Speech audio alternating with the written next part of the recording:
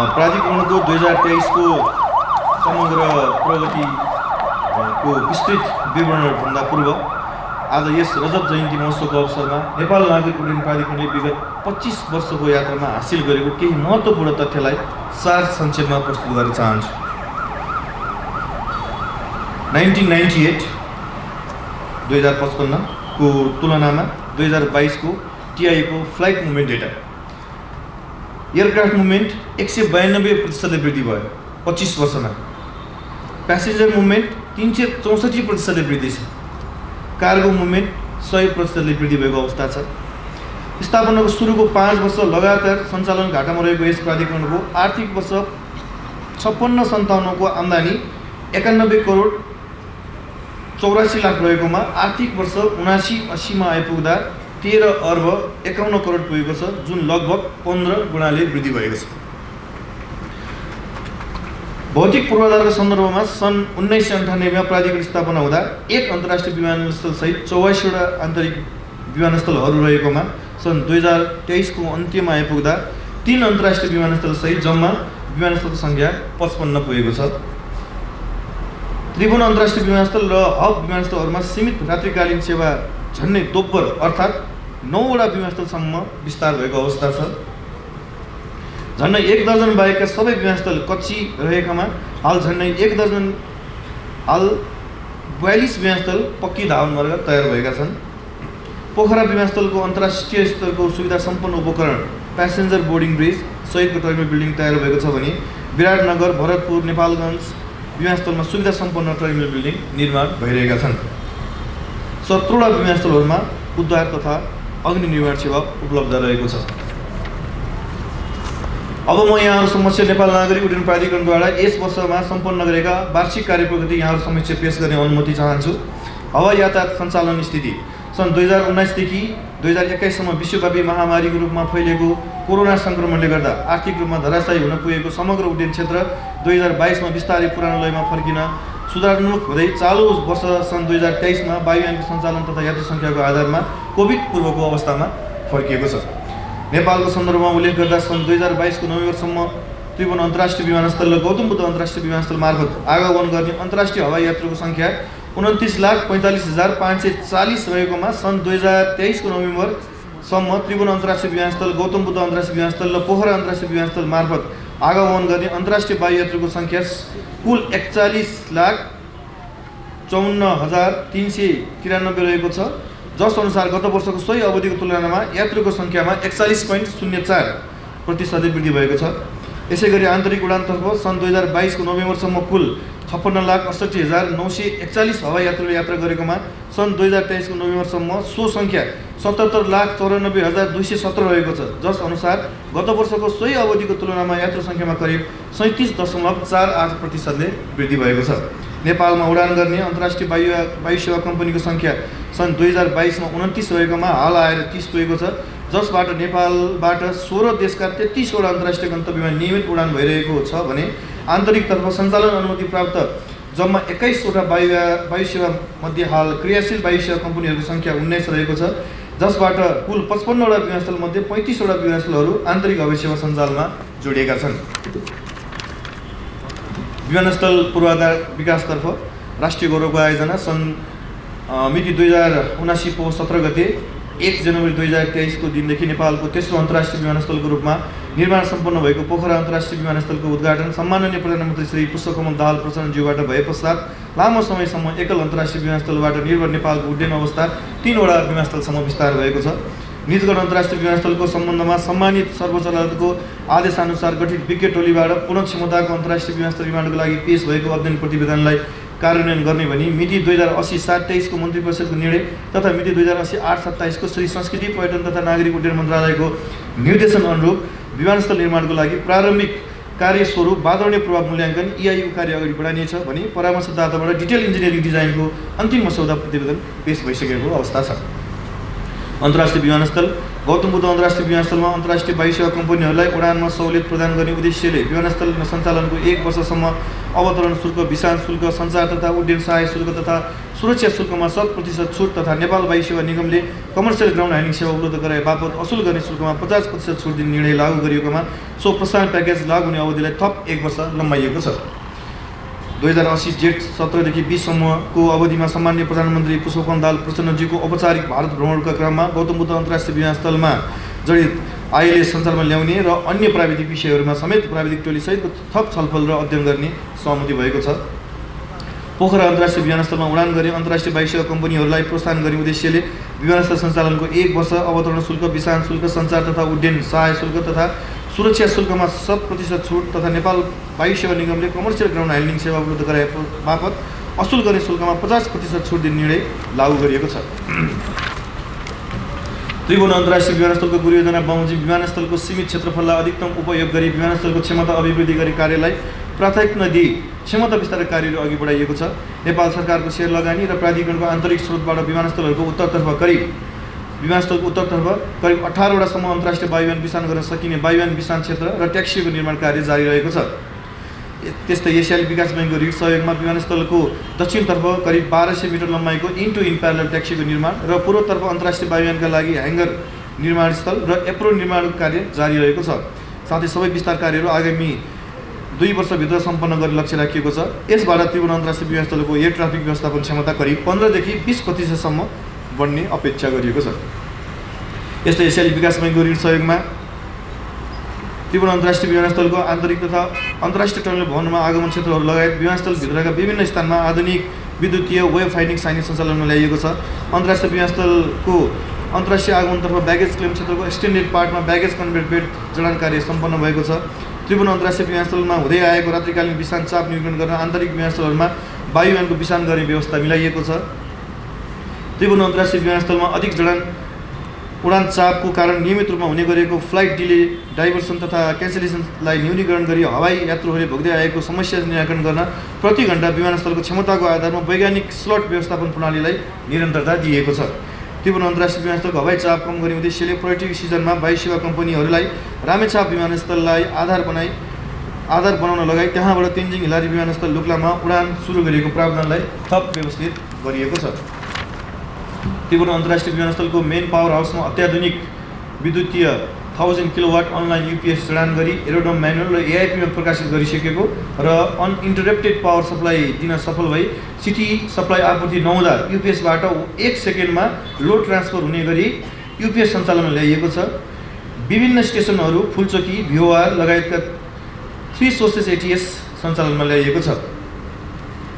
त्रिभुवन अन्तर्राष्ट्रिय विमानस्थलको विभिन्न स्थानहरूमा 10 स्थान एप्रोन मास जडान गरी सञ्चालनमा ल्याइएको छ। त्रिभुवन अन्तर्राष्ट्रिय विमानस्थलमा रिमुभल अफ डिसेबल एयरक्राफ्ट रोडा इमर्जेन्सीको समयमा एयरक्राफ्ट टोइङको लागि एयरक्राफ्ट रिकभरी किट सञ्चालनमा ल्याइएको छ। Rehabilitation of international parking bay number 5 and 7 equipment and domestic arrival terminal हलको निर्माण कार्य सम्पन्न भई सञ्चालनमा ल्याइएको छ।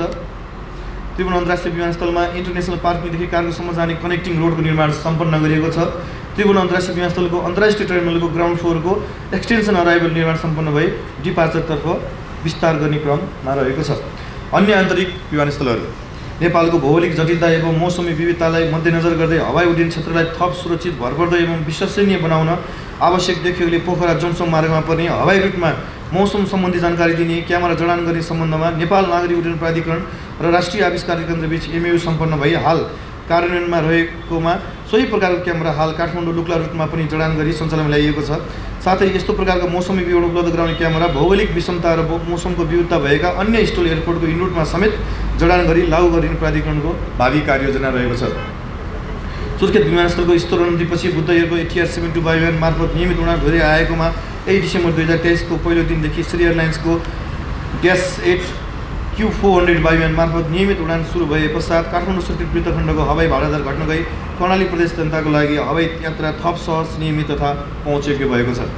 आन्तरिक विमानस्थलहरूमा आधुनिक सुविधा सम्पन्न टर्मिनल भवनहरू निर्माण गरी सेवा प्रवाह गर्ने उद्देश्यले विराटनगर, नेपालगञ्ज र भरतपुरमा नयाँ टर्मिनल भवन निर्माण प्रक्रिया सुरु गरिएको छ।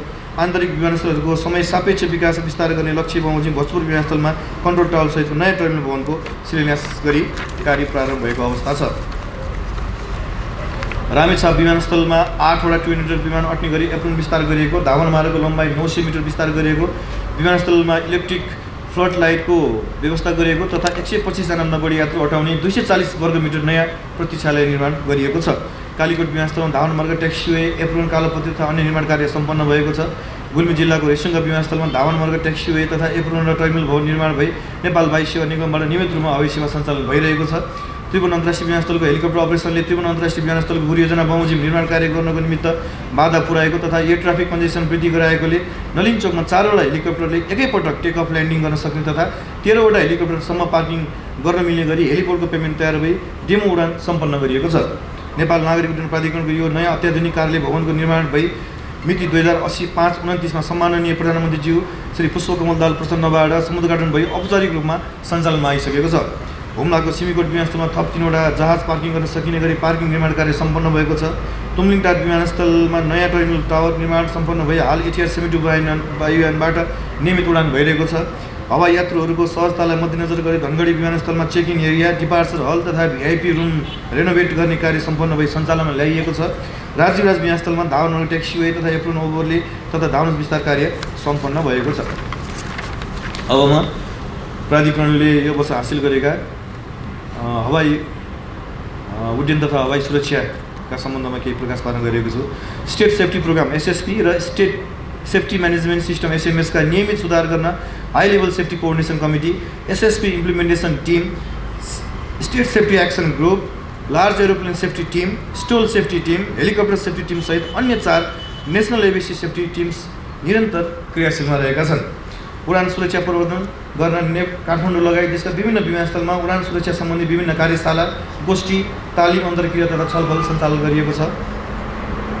आइकाओ ग्यास doc 1004 Asia Pacific regional aviation safety plan AP RASP doc 10131, doc 10161, doc 10162 बमोजिम नेपालको national aviation safety plan NASP 2023-25 तयार भई कार्यान्वयनमा रहेको छ। सन् 2012 देखि सन् 2022 सम्म घटेका दुर्घटनाहरूका सम्बन्धमा नेपाल सरकारबाट गठित दुर्घटना आयोगले जारी गरेका प्रतिवेदनका सिफारिसहरूको कार्यान्वयन स्थितिको अध्ययन गरी तत्सम्बन्धी विवरण अध्यावधिक गरिएको छ। उपरोक्त अनुसार सिफारिसहरू मध्ये कार्यान्वयन नभएका अथवा आंशिक रूपमा कार्यान्वयन भएका सिफारिसको विवरण सम्बन्धित निकायमा पठाई निरन्तर रूपमा ट्र्याकिङ गरिएको अवस्था छ।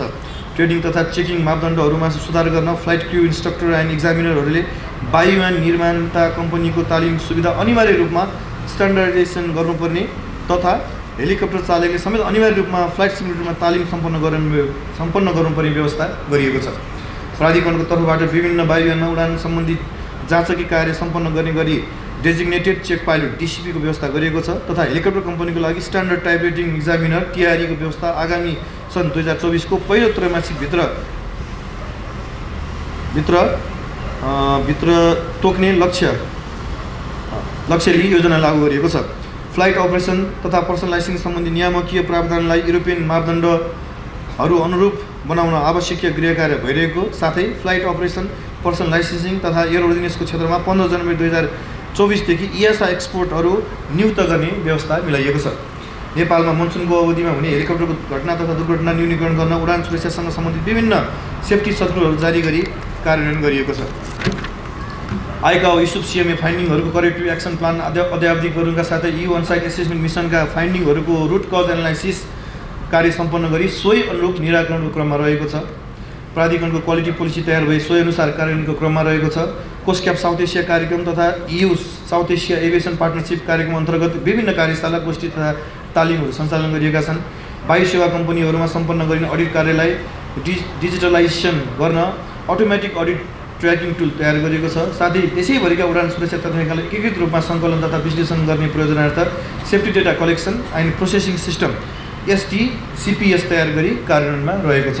विमानस्थल सुविधा अभिवृद्धि त्रिभुवन अन्तर्राष्ट्रिय विमानस्थलको अन्तर्राष्ट्रिय प्रस्थानतर्फ हवाई यात्रु चेक तथा बोर्डिङमा अत्याधुनिक चेक इन काउन्टरको व्यवस्था गरी common use passenger processing system CUPS प्रणाली सञ्चालनमा राखिनुका साथै ब्यागेज रिकन्सिलिएसन सिस्टम BRS सञ्चालनमा रहेको छ। यसबाट वायु सेवा कम्पनीहरूलाई यात्रु चेक जाँच र ब्यागेज व्यवस्थापन गर्न सहज र छरितो हुनुका साथै हवाई यात्रुका लागि पनि स्तरीय सेवा उपलब्ध भएको छ। त्रिभुवन अन्तर्राष्ट्रिय विमानस्थलको आन्तरिक र अन्तर्राष्ट्रिय विमानस्थलबाट यात्रा गर्नुहुने यात्रुको सुविधाका लागि आन्तरिक टर्मिनल भवनबाट अन्तर्राष्ट्रिय टर्मिनल भवन हुँदै गोल्डन गेटसम्म 2 थान निःशुल्क विद्युतीय सटल बस सञ्चालनमा ल्याइएको छ। त्रिभुवन अन्तर्राष्ट्रिय विमानस्थलमा यात्रु चेकिङ काउन्टरको भिडलाई कम गर्ने उद्देश्य राखी यात्रुहरूको सुविधाको लागि सेल्फ चेकिङ मेसिन सञ्चालनमा ल्याइएको छ। त्रिभुवन अन्तर्राष्ट्रिय विमानस्थलबारे यात्रुवर्गमा विमानस्थल सेवा सुविधा, विमानस्थलको सुरक्षा मापदण्ड, नेपाल सरकारका विभिन्न निकाय अध्यागमन भन्सारबाट जारी नियम सूचना लगायत बेला बेलामा सोधिने प्रश्नहरूको जवाब समेत गरी फ्रिक्वेन्टली आस्क्ड क्वेसन तयार गरी वेबसाइटमा राखिएको छ। यसले यात्रु महानुभावहरूको जिज्ञासा धेरै हदसम्म समाधान हुने र यात्रा सहज हुने विश्वास गरिएको छ। त्रिभुवन अन्तर्राष्ट्रिय विमानस्थलमा भिआइपी सवारीका लागि फारम भर्नुपर्ने भएकोले यसलाई सहज बनाउन विमानस्थलको वेबसाइटमा QR कोड मार्फत अनलाइनबाटै फर्म भर्न सकिने व्यवस्था सुरु गरिएको छ।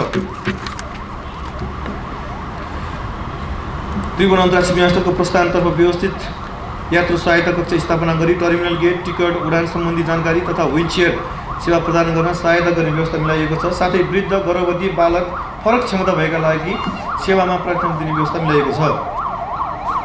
त्रिभुवन अन्तर्राष्ट्रिय विमानस्थलको पार्किङसँगै पिकअप एन्ड ड्रप एक्सेस रोडको निर्माण सम्पन्न गरिएको छ। लुक्ला, रामेछाप लगायत 19वटा आन्तरिक विमानस्थलहरूमा होल्ड ब्यागेज तथा hold hand baggage X-ray machine खरिद गरिएको छ। 3 महिनाभित्र उडान सम्पन्न भई सञ्चालनमा ल्याइनेछ गरेको छ र 3 महिनाभित्र उडान सम्पन्न भई सञ्चालनमा ल्याइनेछ, जसबाट हवाई सुरक्षामा अभिवृद्धि हुनका साथै यात्रु तथा वायुयान कम्पनीलाई समेत सहयोग पुग्ने विश्वास गरिएको छ।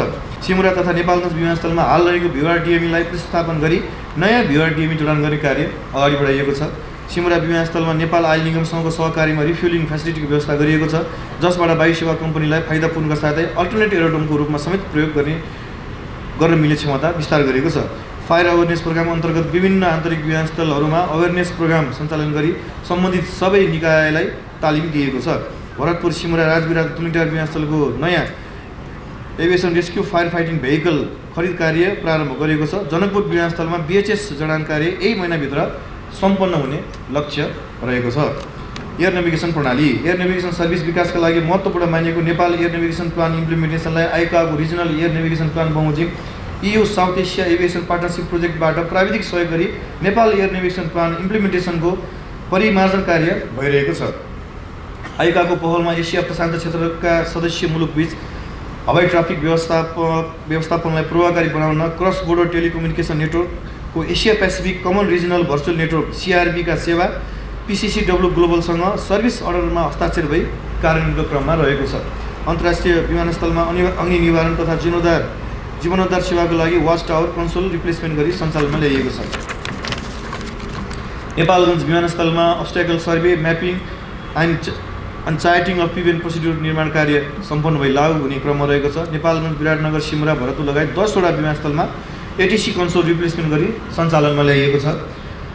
विभिन्न आन्तरिक विमानस्थलहरूमा meteorological system and accessories WMO certified जडान कार्य सम्पन्न भएको छ। विद्यमान आन्तरिक हवाई मार्ग डोमेस्टिक ATS रुटहरूलाई प्रतिस्थापन गरी भू उपग्रहमा आधारित RMP2 ATS रुट डिजाइन कार्य सम्पन्न लागू भइसकेको तथा थप RMP2 ATS रुटहरू निर्माण कार्य भइरहेको छ।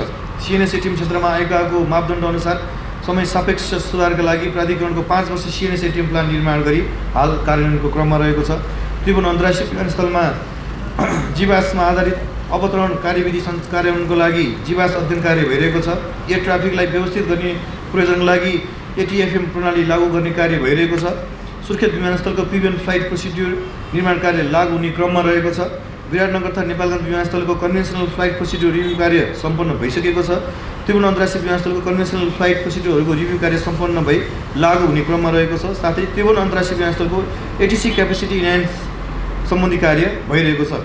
एयर रुटमा टर्मिनल फ्लाइट प्रोसिड्युरलाई अझ बढी प्रभावकारी तथा व्यवस्थित बनाई उडान सुरक्षा अभिवृद्धि गर्ने कार्यको लागि आधुनिक instrument flight procedure design system, design software and charting software खरिद कार्य अगाडि बढाइएको छ।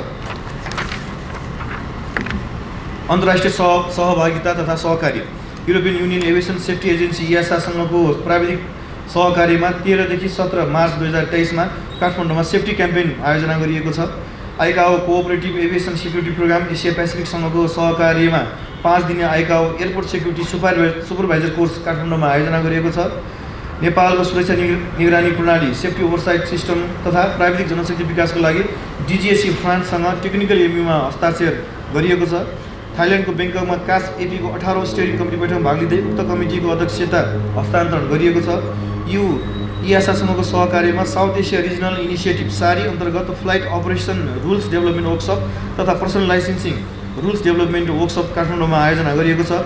11 देखि 15 सेप्टेम्बर 2023 मा EU को टोलीद्वारा नेपालको उडान सुरक्षा सम्परीक्षण मूल्याङ्कनको लागि अन साइट एसेसमेन्ट गर्ने कार्य सम्पन्न भएको थियो। फलस्वरूप नेपाल एयरसेफ लिस्टबाट हट्न नसके पनि नेपालको उडान सुरक्षाको क्षेत्रमा हालका दिनमा उल्लेखित सुधार हुँदै गएको र सुधारका लागि प्राधिकरण नेतृत्व एवं नेपाल सरकारले गरिरहेको प्रयासको EUबाट सकारात्मक रूपमा सराहना गरिएको छ। प्राधिकरणको यही प्रयासलाई निरन्तरता दिई उक्त एयरसेफ्टी लिस्टबाट बाहिर निस्कन हामी सफल हुनुहुन्छ भन्ने कुरामा हामी विश्वस्त रहेका छौँ।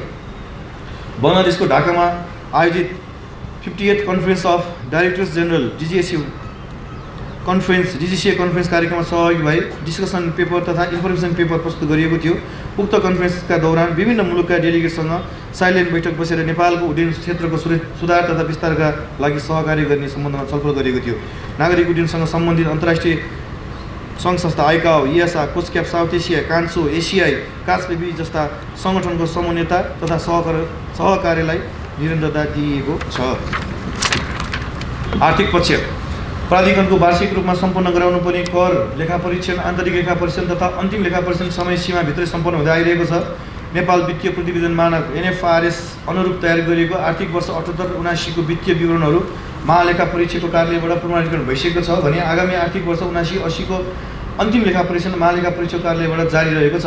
आर्थिक वर्ष 78-79 को कर लेखा परीक्षण सम्पन्न भइसकेको छ भने आर्थिक वर्ष 79-80 को कर लेखा परीक्षण कार्य जारी रहेको छ। ठुला करदाता कार्यालय गर्ने आर्थिक वर्ष 75-76 को पूर्ण कर लेखा परीक्षण सम्पन्न भएको छ भने आर्थिक वर्ष 76-77 को पूर्ण कर लेखा परीक्षण जारी रहेको छ। प्राधिकरणको स्थापना कालदेखि लेखा परीक्षणबाट औँलाएका बेरोजोहरू सम्परीक्षणको माध्यमद्वारा नियमित फसट गर्ने कार्य प्रयोजनार्थ बेरोजो लगत तयारी, वर्गीकरण र अध्यादेश गर्दै असुलीतर्फको कार्य सक्रियताका साथ सम्पादन हुँदै आएको छ। आवश्यक निर्देशिका तथा मापदण्डहरूको तर्जुमाको साथै सञ्चालक समितिद्वारा गठित आर्थिक तथा लेखा परीक्षण समितिलाई थप सक्रिय बनाई बेरोजो फसट कार्यलाई प्रभावकारी बनाइएको छ। आर्थिक कारोबारलाई थप व्यवस्थित गर्न integrated software for financial automation सहित online billing system, central accounting system, central payroll system लागू गरिएको छ। भुक्तानीतर्फ प्राधिकरणले प्रयोगमा ल्याएको माइक्रोसफ्ट डाइनामिक्स बिजनेस सेन्ट्रल सफ्टवेयरबाट नै NCHL मार्फत अनलाइन पेमेन्ट गर्ने प्रबन्ध मिलाउनुका साथै सेवाग्राहीहरूले प्राधिकरणलाई तिर्न बुझाउनु पर्ने रकम अनलाइन मार्फत भुक्तानी गर्न सक्ने व्यवस्था मिलाइएको छ।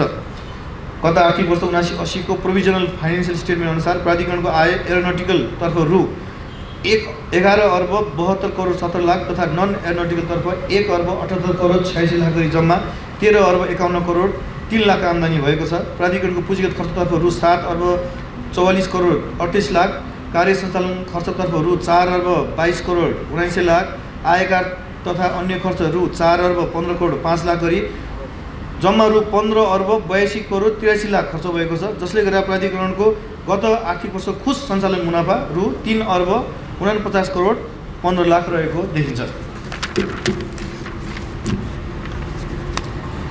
जनशक्ति विकास तथा कर्मचारी वृत्ति विकास प्राधिकरणको कुल दरबन्दी 1122 रहेकोमा हाल कार्यरत स्थायी कर्मचारीको सङ्ख्या 928 जना तथा करार सेवामा कार्यरत कर्मचारी सङ्ख्या 46 गरी जम्मा 947 रहेको छ। विगत 1 वर्षको अवधिमा उमेरका हदका कारणले अनिवार्य अवकाश हुने 21 जना र राजीनामाद्वारा अवकाश भएका 31 र स्वैच्छिक अवकाश 1 जना समेत गरी कुल 53 जना कर्मचारीहरू प्राधिकरण सेवा निवृत्त भएका छन्। प्राधिकरण सेवाका विभिन्न सेवा समूह, उपसमूह र तहका पदहरूमा प्रतियोगितात्मक परीक्षाबाट पदपूर्तिका लागि निर्धारित पाठ्यक्रमहरूको सामयिक पुनरावलोकन गरी उच्च क्षमताका प्रतिस्पर्धी कर्मचारी प्राधिकरण सेवा छनौट गर्ने उद्देश्यले यस वर्ष 4 देखि 11 तहसम्मका प्राविधिक तथा प्रशासनिक दुवैतर्फका 110 वटा पाठ्यक्रमहरू परिमार्जन गरिएको छ। नागरिक उड्डयन प्रशिक्षण प्रतिष्ठानले प्राधिकरणको जनशक्ति विकासको एक प्रमुख केन्द्र हो। यसले सन् 2012बाट आइकाओको एयरट्रेन प्लसको फुल मेम्बरसिप प्राप्त गर्नुका साथै नेपालको उड्डयन क्षेत्रमा एक मात्र अप्रुभ ट्रेनिङ अर्गनाइजेसनको रूपमा रहेको छ। प्रतिष्ठानबाट सञ्चालित हुने तालिममा विदेशी प्रशिक्षार्थीहरूलाई समेत सहभागी गराई नागरिक उड्डयनको इतिहासमा यस संस्थाले नयाँ कदमको सुरुवात गरेको छ। ATS तर्फ basic ATS course, approach and area control, radar service, civil aviation air law and operation procedure, ARFF तर्फ basic aerodrome rescue and fire fighting course, breathing apparatus course, एप्सेक तर्फ pre board passenger screening, x-ray examination and screening procedure course, safety तर्फ air side operation and safety course, safety management course, engineering तर्फ AutoCAD training, server virtualization training course, administration तर्फ induction training for newly recruited can employees, administrative रिफ्रेसर programme लगायत विभिन्न विधाका 68वटा तालिमहरू मार्फत कुल 676 जनाले प्रतिष्ठानबाट तालिम प्राप्त गरेका छन्। नागरिक उड्डयन प्रशिक्षण प्रतिष्ठानबाट सन् 2023 मा मित्र राष्ट्र भुटानका एभिएसन इम्प्लोइहरूलाई विभिन्न विधामा 8वटा तालिम प्रदान गरिएको छ। यसका अतिरिक्त प्रतिष्ठानबाट भन्सारतर्फका कर्मचारीहरू, विमानस्थल सुरक्षामा खटिएका प्रहरी कर्मचारीहरू, साथै विभिन्न विमानस्थलहरूमा स्थलगत हवाई सुरक्षा, उडान सुरक्षा सम्बन्धी विभिन्न तालिमहरू सञ्चालन गर्नुका साथै SMS and QMS in aviation, deliberation and demarcation जस्ता सेमिनारहरू समेत नियमित रूपमा सञ्चालन गर्दै तालिम सम्बन्धी पाठ्यक्रम विकास र परिमार्जन गर्न सम्बन्ध कार्यहरू भइरहेका छन्। परिमार्जनसँग सम्बन्ध कार्यहरू भइरहेका छन्। प्राधिकरणको मानव संसाधन विकासबाट मनोनीत भए हाल सञ्चालनमा भएका वैदेशिक तालिममध्ये अनलाइन माध्यमबाट 24 जना तथा भौतिक उपस्थिति सहितको 287 जना र स्वदेशी तालिम 253 भौतिक उपस्थिति सहित 253 जनाले लिएका छन्। यस वार्षिक उत्सव अवसरमा पनि सदा चाहिँ हामीले आफ्नो कार्यक्षेत्रमा लगनशील, इमान्दार तथा कर्तव्यनिष्ठ भई कार्य गर्ने उत्कृष्ट कर्मचारीलाई समेत पुरस्कृत गर्ने तथा प्राधिकरणको सेवामा आफ्नो जीवनको ऊर्जावान 25 वर्ष योगदान गर्ने कर्मचारीलाई दीर्घ सेवा पदले सम्मान गर्ने कार्यक्रम रहेको छ। प्राधिकरणको विद्यमान कर्मचारी नियमन भएको व्यवस्था बमोजिम हामीले बढीमा 16 जना कर्मचारीलाई मात्र विभिन्न मापदण्डको आधारमा पुरस्कृत गर्नुपर्ने व्यवस्था रहेकोले हामी पुरस्कार दिन योग्य ठानेका धेरै कर्मचारी हुँदाहुँदै पनि सबैलाई यसमा समेट्न सकेका छैनौँ। उहाँहरूको कार्यप्रति प्राधिकरण सदा अनुग्रहित रहेको छ तथा यहाँ उपस्थित सेवा निवृत्त अग्रजहरूको योगदानप्रति सधैँ उच्च सम्मान प्रकट गर्न चाहन्छु। उहाँले भन्नुभएको ट्रेड युनियनको भूमिका परिभाषित गर्नुपर्छ भन्ने विषयमा मेरो समर्थन छ। ट्रेड युनियनले एभिएसन मिट, 2टा एभिएसन मिट सफलतापूर्वक सञ्चालन गरेको अवस्था छ। नेपाल नागरिक उड्डयन प्राधिकरणको ट्रेड युनियन सधैँ सृजनात्मक र संस्थाप्रति वफादार रहेको मैले पाएको छु। काम गर्ने क्रममा भएका कमी कमजोरीलाई पनि उहाँहरूले यो विषय चाहिँ त्यति धेरै नउचालेर समग्र संस्थाको विषयमा जुन कुरा सोचिरहनु भएको छ त्यो विषयलाई म मुक्त कण्ठले म प्रशंसा गर्दछु। र यो मञ्चको विषयमा क्रम भङ्ग भयो भन्नुभयो, यो क्रम भङ्ग भएकै हो। अब हामीले यो बिस्तारै यो सम्बोधन पनि धेरै लम्ब्याउने, मञ्चमा पनि धेरै यो बढी अब एउटा रिचुअल जस्तो देखियो, यसलाई बिस्तारै हामीले घटाउँदै लिएर जानुपर्छ भन्ने अभिप्रायले यो क्रम भङ्ग गरेको हो। यसलाई सकारात्मक रूपमा लिन म अनुरोध गर्दछु। अब यो अन्तिममा उहाँले चाहिँ यो डिजी चाहिँ अलिक बढी निरङ्कुश भयो भन्ने कुरा राख्नुभयो। उहाँले चाहिँ वायु सेवा कम्पनीलाई पनि तपाईँहरूलाई मात्रै होइन हामीलाई पनि यो पेलेको छ भन्ने कुरा राखेर जानुभयो। सँगै मिलेर लड्ने भन्नुभएको छ। सँगै मिलेर लडौँ, तर सँगै मिलौँ ल लडौँ, तर के को लागि लडौँ भने हामी कसरी अनुशासित हुन सकिन्छ भन्ने विषयमा लडौँ। तपाईँहरूलाई म एउटा उदाहरण दिन चाहन्छु। एकजना बच्चाले चङ्गा उडाइरहेको, अनि चङ्गा त अब लटाइमा अन्तिममा आएपछि त चङ्गा त त्योभन्दा माथि जान सकेन। अनि त्यसपछि उसले चाहिँ म यो बुवालाई यो चङ्गाको यो लटाइमा यो किन धागो यो बाँधेर राखेको, यसले त यो चङ्गाको उचाइ अझ माथि जान्थ्यो, यो त यहीँ रोक्यो नि भनेपछि ल ठिक छ त्यसो भए यो चङ्गाको धागो छिनाइदिउँ भनेर त्यो लटाइबाट धागो छिन्यो। अनि चङ्गा माथि गएन, चङ्गा कहाँ गयो? तल गयो। त्यस कारणले यो धागो भनेको अनुशासन हो। हाम्रो सबै चिज छ, एउटा चिज थिएन, अनुशासन थिएन। यो अनुशासन चाहिँ कायम गरौँ। त्यस कारण सँगै मिलेर लडौँ। केमा लडौँ भने अनुशासन कायम हुने विषयमा लडौँ। कुनै व्यक्तिगत अभिष्ट, व्यक्तिगत स्वार्थको कारणले यो कामहरू गरिएका होइनन्। लाग्ला आज गाह्रो भयो, ठिक छ, त तपाईँलाई सजिलो हुँदा, तपाईँलाई सजिलो पार्दाखेरि, तपाईँले मन लागेको काम गर्न पाउँदाखेरि के गर्नु हो? कतिवटा जहाज ठुक्यो, जनताले सेवा सुविधा भने जस्तो पाए कि पाएनन्, यो कुराहरू पनि मूल्याङ्कन गर्नुहोस्। कमी केही थियो भने चाहिँ नियम त पहिल्यै थियो, नियमावली पहिल्यै थियो, कमी के थियो भने त्यसको पालना गर्ने गराउने एउटा आँटको कमी थियो र त्यो आँट नभएपछि अनुशासनको कमी आयो र यो क्षेत्र अब अझ हामी जति सुधार हुनुपर्ने थियो त्यो क्षेत्र सुधार भयो। त्यस कारणले हामी सबै मिलेर लडौँ, म पनि तपाईँहरूसँगै लड्छु, तर अनुशासनको लागि लडौँ। अनुशासन भएन भने जसरी चङ्गा माथि गएन त्यसरी हाम्रो हवाई उड्डयन क्षेत्र पनि माथि जाँदैन।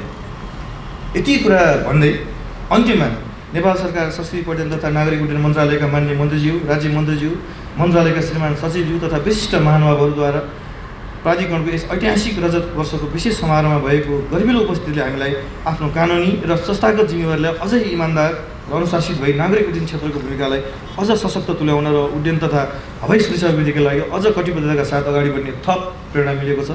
प्राधिकरणलाई यहाँहरूबाट सदैव यस्तै अभिभावकत्व र दिशानिर्देश रहिरहनेछ भन्ने विश्वास व्यक्त गर्दै यहाँ उपस्थित समस्त महानुभावहरूमा अङ्ग्रेजी नयाँ वर्ष 2024 को उपलक्ष्यमा मेरो व्यक्तिगत तथा प्राधिकरणको तर्फबाट हार्दिक मङ्गलमय शुभकामना प्रकट गर्छु। धन्यवाद। आज यो 25 वर्ष मनाइरहँदाखेरि तपाईँ हाम्रो आफ्नो जीवनमा यो मनाउने क्रम 25 वर्ष नै कति पुग्यो, आफूले 25 वर्ष नै पुग्न सक्यो या सकेन।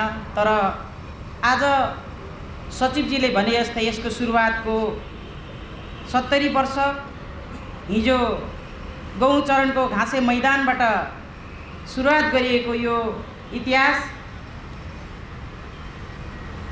जसलाई आज हामीले आफ्नो एउटा 25 वर्षको सुनौलो एउटा अवसरको रूपमा बनाउने हामी सबैले अवसर प्रदान भएको छ।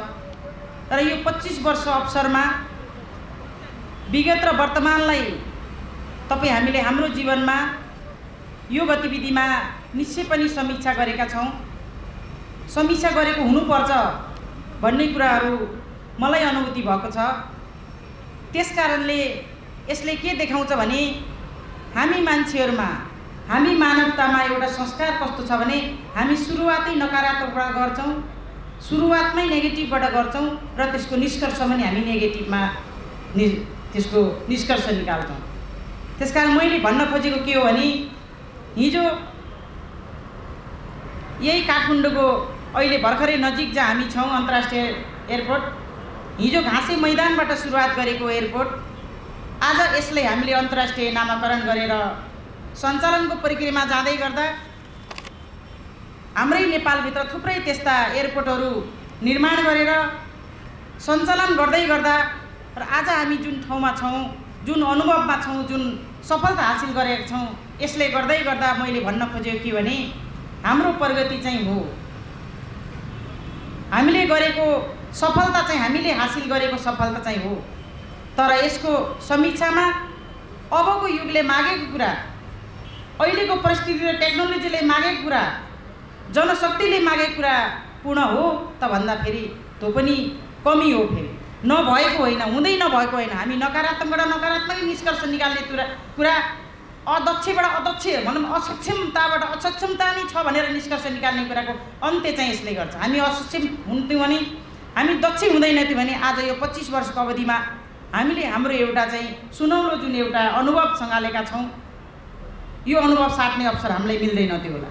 त्यस कारणले आज हामीले जुन भूमिका हासिल गर्दै गर्दा हाम्रो यो प्राधिकरणको भूमिका एक ठाउँमा मात्र छैन, थुप्रै ठाउँमा यसले आफ्नो दक्षता हासिल गर्दै गर्दाखेरि स्वाभाविक रूपमा यसले प्रश्न उठ्ने कुरा बन्न सक्छन्। यसप्रति गुनासो, जति पनि आशा छ त्यो आशालाई गुनासोहरू र आशाहरू पुरा नहुँदाखेरि आक्रोशहरू पनि हुने कुराहरू स्वाभाविक हुन सक्छन्।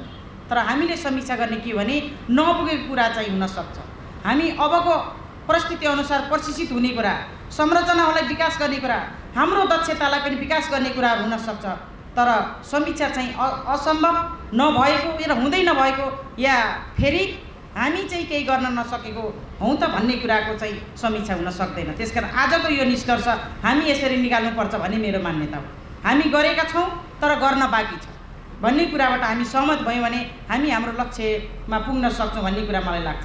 त्यसकारण आदरणीय उपस्थित महानुभावहरू, અહીં कर्मचारी मित्र साथीले भने जस्तै थुप्रै गुनासा पनि राखेर गइसक्नुभयो, थुप्रै सुझाव पनि राखेर जानुभयो र आक्रोश पनि राखेर जानुभयो।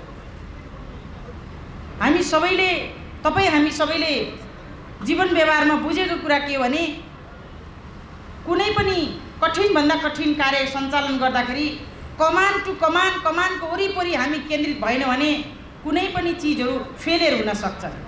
सम्भावनामा चुम्न सक्दैनौँ, हामी हाम्रो गतिलाई पक्रिन सक्दैनौँ। हाम्रो यो संस्था पनि त्यस्तै हो।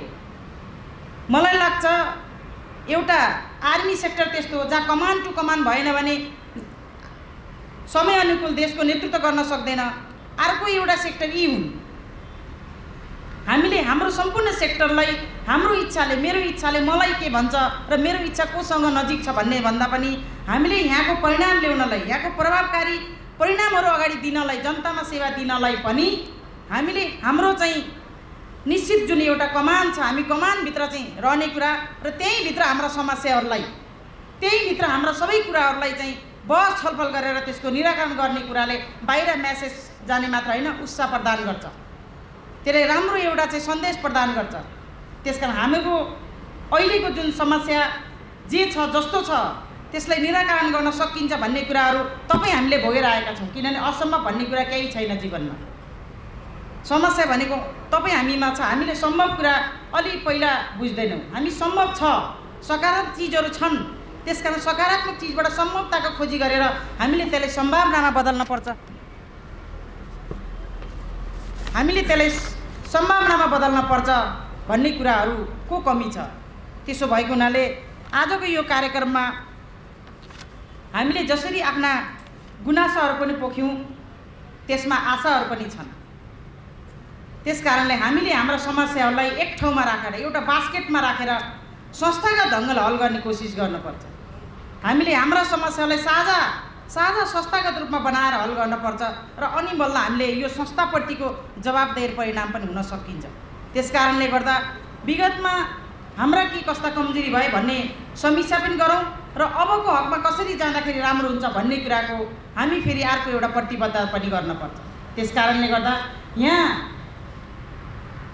आजको यो समीक्षामा, आजको यो 25 वर्षको यो अवधिमा तपाईँ हामीले गरेका तिता मिठाहरू, अनुभवहरूलाई हामीले अबको एउटा चाहिँ पाठशालाको रूपमा लिएर विगतमा के भयो भन्ने कुरा भन्दा पनि अब कसरी पाठ सिकेर जाने भन्ने कुरासँग हाम्रो संस्थाले कसरी मजबुत बनाउन सकिन्छ भन्ने कुराहरू जोडिन्छ। त्यसकारण आदरणीय मित्र साथीहरू, हामीले हाम्रा रिस उठिसकेपछि कुनै व्यक्तिप्रति आग्रहपूर्वक भएर कुनै व्यक्तिले भनेको मानेन भने रिस उठिसकेपछि हामीले हाम्रा कुराहरूलाई राख्ने ठाउँहरू छन्, हामी त्यहीँ राख्नुपर्छ।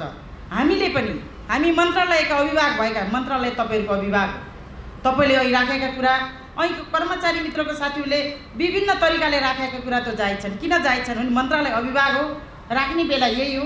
यहीँ सुनाइएन भने कसरी हल हुन्छ, कसरी समस्याको समाधान हुन्छ, कसरी समस्याको समाधान भएन भने कसरी यो संस्थाले परिणाम ल्याउँछ र यो संस्थाले परिणाम ल्याएन भने आम जनतामा, राष्ट्रिय लेभलमा नि इन्टरनेसनल रूपमा कसरी डेलिभरीको सकारात्मक एउटा चाहिँ सन्देश जान्छ भन्ने उद्देश्यले राखेको।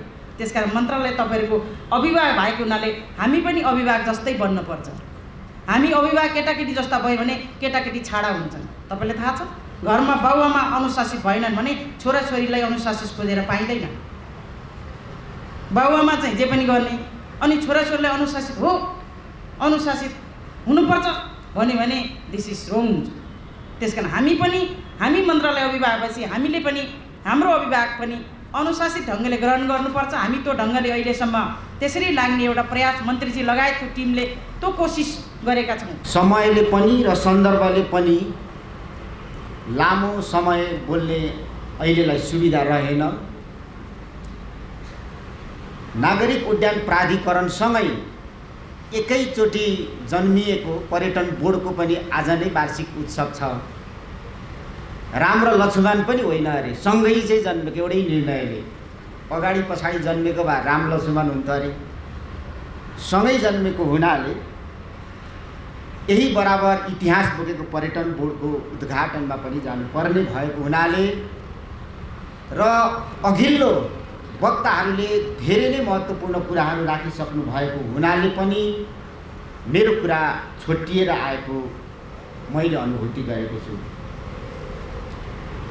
आफ्नो गौरवमय इतिहास सम्झिने दिन, समीक्षा गर्ने दिन र भविष्यको निम्ति तागत आर्जन गर्ने दिन आज।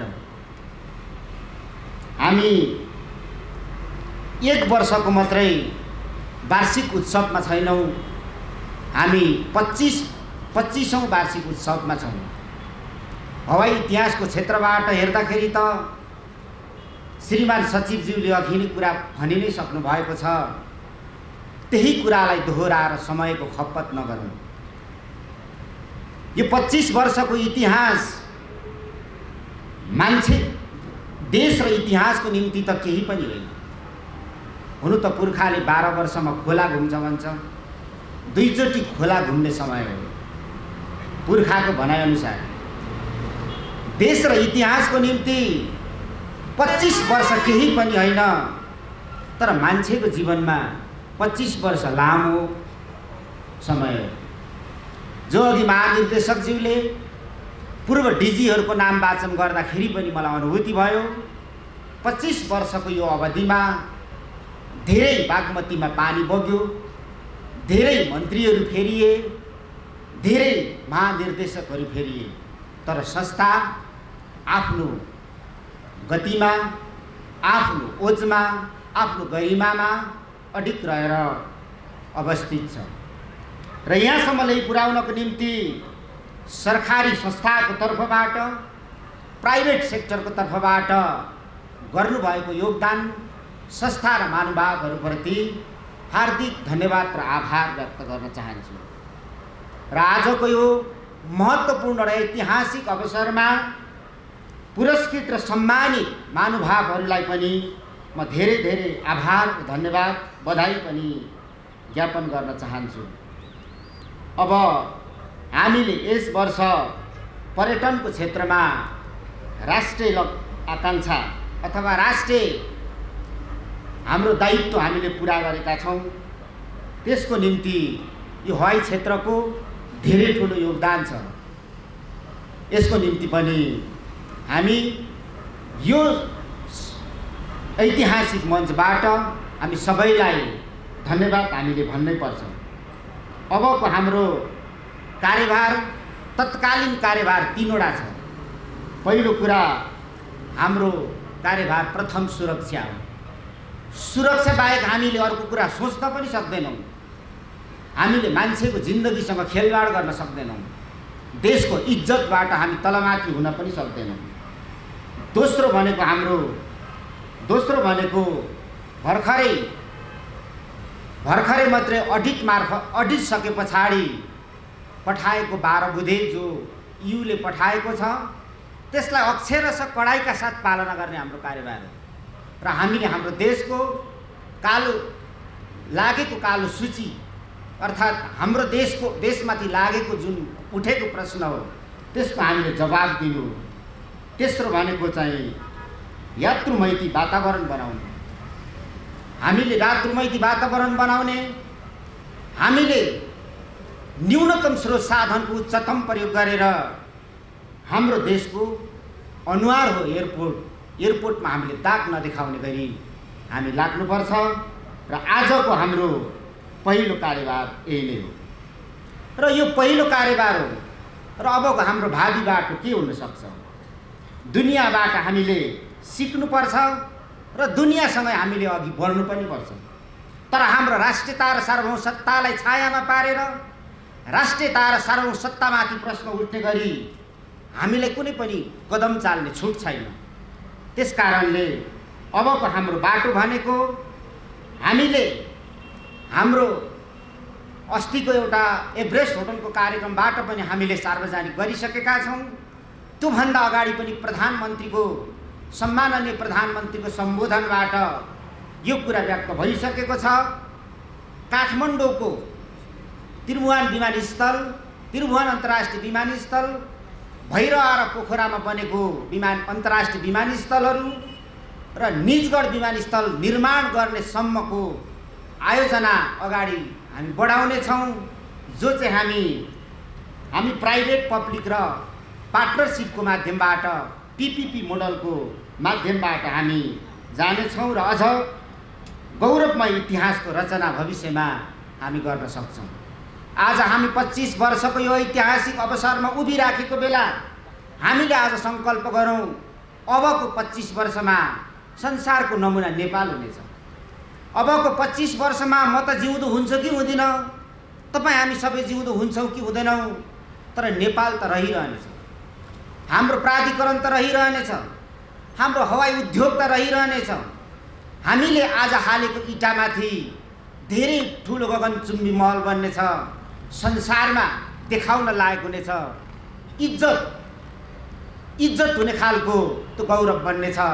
त्यसकारणले हामी ढिलो नगरी आजैबाट लाग्नको निम्ति म सबैलाई अनुरोध र आग्रह र अपिल पनि गर्न चाहन्छु।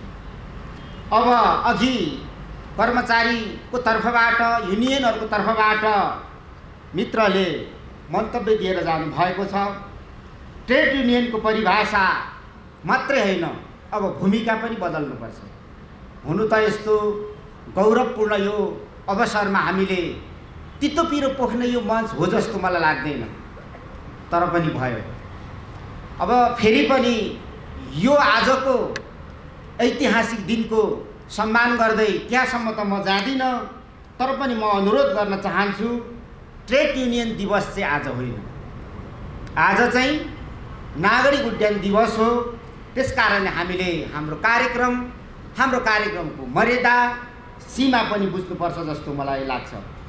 नीतिको प्रश्न धेरै उठाउनु भयो, लामो भाषण गर्नुभयो, म त झुक्किए पनि प्रधानमन्त्री पो आएर बोल्नु हुँदो रहेछ। पटक पटक उहाँलाई हेरेँ, तर उहाँ प्रधानमन्त्री त होइन। नीतिको कुरा मन्त्री नेतृत्वले चिन्ता गर्छ। नेतृत्वले निर्माण गरेको नीतिको बाटोमा संस्थाहरू कर्मचारीहरू हिँड्नु सक्नुपर्छ, अन्यथा त्यसलाई अर्को अर्थ लाग्छ, अन्यथा त्यसलाई त्यो अनुशासन भनिँदैन, अनै भनिन्छ, त्यसलाई अराजकता भनिन्छ। त्यसकारणले नीतिमाथि तपाईँहरूले धेरै चिन्ता नगर्नुहोस्। राज्यले बनाएको नीतिको बाटोमा इमान्दारपूर्वक, अनुशासितपूर्वक देशको राष्ट्रसेवक भएर हिँड्नुहोस्। यदि राजनीति नै हामीले गर्ने हो भने त हामी सबै कुरा छोडेर हामी जस्तो फिल्डमा आउनुपर्छ। त्यसकारणले आफ्नो मर्यादाभित्र हामी बस्नुपर्छ। आफ्नो अधिकार, सङ्गठनको अधिकार, कर्मचारीको हक हितको बारेमा कुरा अर्कै हो, तर नीतिमाथि हस्तक्षेप गर्ने गरी जसले तपाईँको प्रस्तुत हुन्छ त्यो कर्मचारीको परिधिभित्र एउटा प्रश्न उठ्छ। त्यसकारणले आजैबाट यहाँहरूलाई यस्ता क्रियाकलाप बन्द गर्न म कडाइका साथ निर्देशन पनि गर्छु। अब आफ्नो स्थानमा हामीले बस्नु सिक्नु र जान्नुपर्छ, किनभने भगवान् त आफ्नो स्थानमा बस्छ। त्यही कारणले त हाम्रो पनि प्रधानमन्त्री होला, मन्त्रीहरू होला र विभागहरू होला। भगवानको पनि आफ्नो आफ्नो विभाग छ। भगवानले त एक्लै के गर्नु सक्दैन। देवीको विभाग शक्ति हो, सरस्वतीको विभाग पैसा हो, सरस्वतीको विभाग विद्या हो, लक्ष्मीको विभाग पैसा हो, ब्रह्माको विभाग सृष्टि हो। विभाग मिचेर भगवान त अगाडि बढ्दैन भने कसरी हामी अगाडि बढ्न सक्छौँ?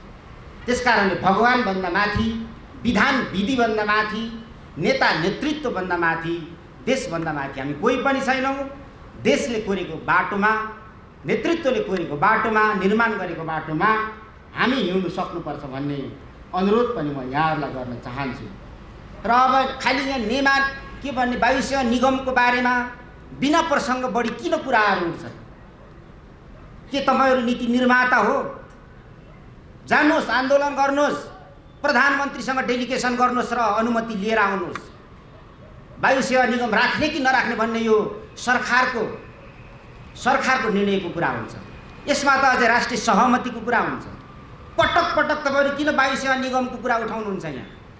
हो, त्यो सच्चिनुपर्छ, सुधार्नुपर्छ, विकास गर्नुपर्छ, हामीलाई पनि थाहा छ। तर वायु सेवा निगमले ग्राउन्ड ह्यान्डलिङ लिने कि नलिने भन्ने प्रश्नमा किन तपाईँहरू ठुलो ठुलो धुवा उडाउनुहुन्छ? यो देशमा कोकोहोलो गर्नुहुन्छ, आजदेखि बन्द गर्नुहोस्। यो प्रधानमन्त्रीको सरकारको कुरा हो, देशका सबै ठुलो राजनीतिक दलहरूको सरकारको कुरा हो। वायु सेवा निगम अहिले चाहिन्छ, त्यसलाई बचाउनुको निम्ति ग्राउन्ड ह्यान्डलिङ चाहिन्छ। यही नै हो बटम लाइन कुरा। भोलि अर्को निर्णय नभइन्जेलसम्म, अन्यथा यहाँहरूले यस विषयमाथि कुरा उठाउनु भयो भने त्यो नेतृत्वमाथि, नीतिमाथिको हस्तक्षेप हुन जान्छ। त्यो सही हुँदैन। आजको दिनदेखि अन्त पूर्ण विराम हुनुपर्छ। सधैँ यही कुरा उठ्छ, सधैँ यही कुरा उठ्छ। किन उठिरहन्छ यही कुरा? यो कुरालाई नउठाउनको निम्ति म गम्भीरताका साथ तपाईँलाई म निर्देशन गर्छु। अन्यथा यति गरेर पनि तपाईँले उठाउनु भएछ भने त्यो राम्रो हुँदैन भन्ने कुरा तपाईँले बुझ्नु होला। वायु सेवा निगमको जीवनै ग्राउन्ड ह्यान्डलिङ छ त, डुबो त अब मैले डुबाएको आएर कसै एउटा नेतृत्वले आएर डुबाएको हो, हुनुपर्थ्यो त हामी पनि राम्रो हुनुपर्थ्यो, हामी हुन सकेका छैनौँ। सच्याउँ, त्यसको पुनर्संरचना गरौँ, या विधि विधानमा के समस्याहरू हुन्छन् तिनीहरू सच्याउला। तर नीति र नेतृत्वभन्दा माथि गएर जब तपाईँहरूले कुराहरू उठाउनु भने यो राम्रो हुँदैन भन्ने कुरा कडाइका साथ म भन्न चाहन्छु। र अन्तमा आज सन् 2024 नयाँ वर्षको पुरानो वर्षको अन्तिम दिन र नयाँ वर्षको सुरुवात हुन लागेको छ। सबैलाई म शुभकामना दिन चाहन्छु। हामी अजम्बरी कोही छैनौँ, पृथ्वीमा हामी पुरापुरी 100 वर्षभित्रको कन्ट्याक्ट लिएर आएको मान्छेहरू हौँ। हामीले यो 100 वर्षभित्रमा धेरै काम गर्नु छ, हामीले नयाँ नयाँ कामहरू गर्नु छ, नयाँ नयाँ उन्नति र प्रगतिको ढोकाहरू खोल्नु छ। र हामी एकजुट हौँ, हामी नफुटौँ, हामीले हाम्रो नीतिको आधारमा हिँडौँ, सिस्टममा बसौँ। पक्का पनि हाम्रो विजयलाई, हाम्रो उन्नतिको बाटोलाई कसैले पनि रोक्नु सक्ने छैन। सबैलाई फेरि पनि एकचोटि यो 25औं वर्षको अवसरमा धेरै धेरै शुभकामना व्यक्त गर्दै मेरो भनाइ अन्त गर्दछु। धन्यवाद।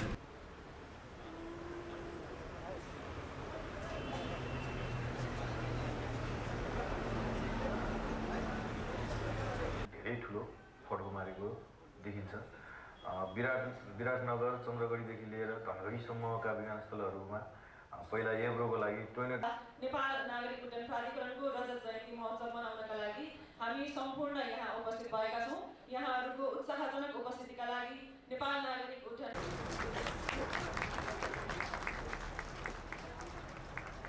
धन्यवाद।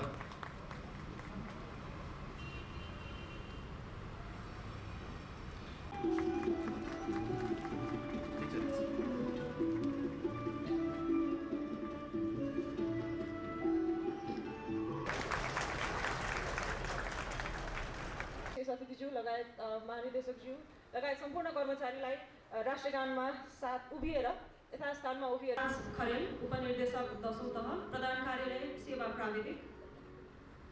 म क्रमशः नाम पढ्दै जानेछु, कृपया मञ्चमा एक पत्र स्वीकार दिनुहोला।